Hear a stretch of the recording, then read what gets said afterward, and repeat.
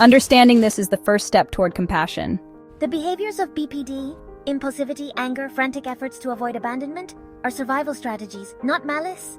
Their emotions are wild, erupting without warning, leaving devastation for themselves and loved ones.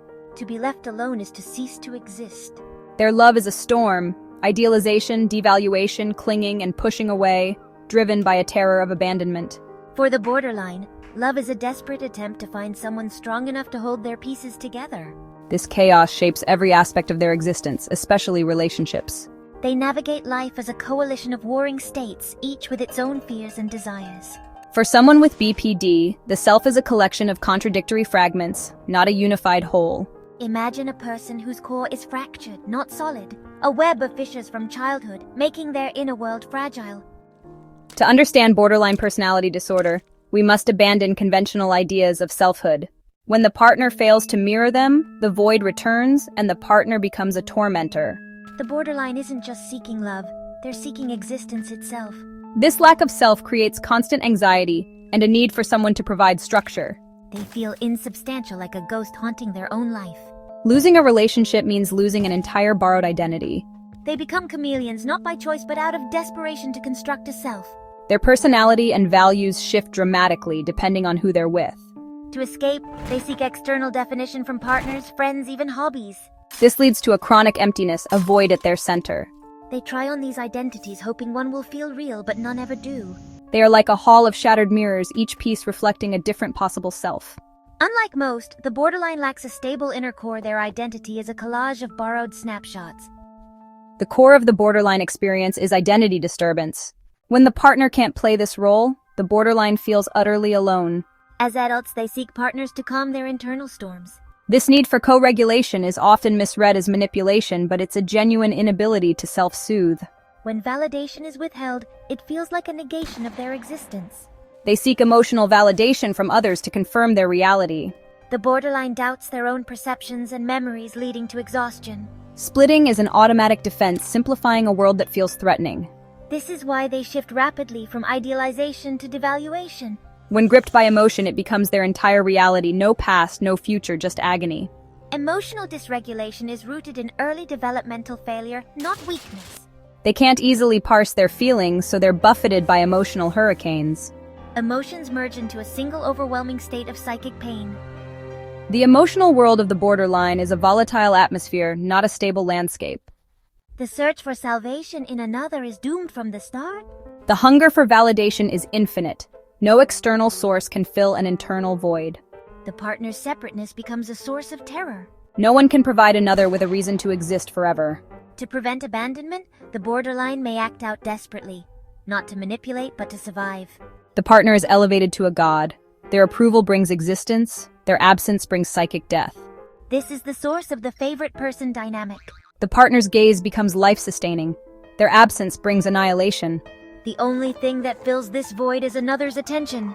Without a stable self, there's only emptiness. This isn't mere ennui. It's a raw, terrifying sense of non-being. At the center of the borderline psyche is a profound existential void. There's a magnetic pull between borderlines and avoidant or narcissistic partners. The borderline finds a container, the avoidant finds adoration. The borderline seeks fusion, the avoidant projects self-sufficiency. The relationship starts with intense idealization, love bombing. The borderline showers the avoidant with attention, making them the center of their universe.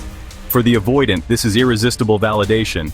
But soon the borderline's need for closeness clashes with the avoidant's fear of intimacy.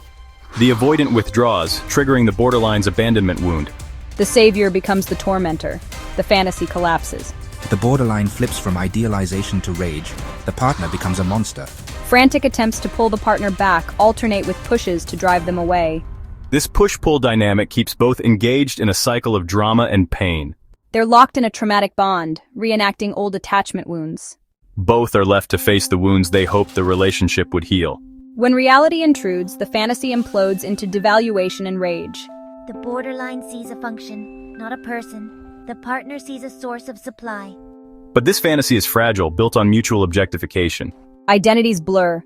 The need for fusion and control is temporarily satisfied. The partner manages the borderline's moods to maintain the fantasy. The relationship becomes all-consuming, isolated from the outside world. The borderline thinks they've found a savior. The partner feels uniquely admired. Both believe their love is unique and powerful enough to heal old wounds. The borderline relationship often becomes a shared fantasy, a folie à deux. The echo chamber becomes a house of horrors. They react to internal drama, not the real person. The borderline's perception shifts violently, depending on which internal object is active. The bad partner is also internalized, creating an internal persecutor. This internal image is unstable. When the partner deviates, splitting occurs. The borderline internalizes a snapshot of the partner during idealization. Both see the partner as a source, not a person. The borderline's idealization is a massive offering of supply, hoping to secure a savior.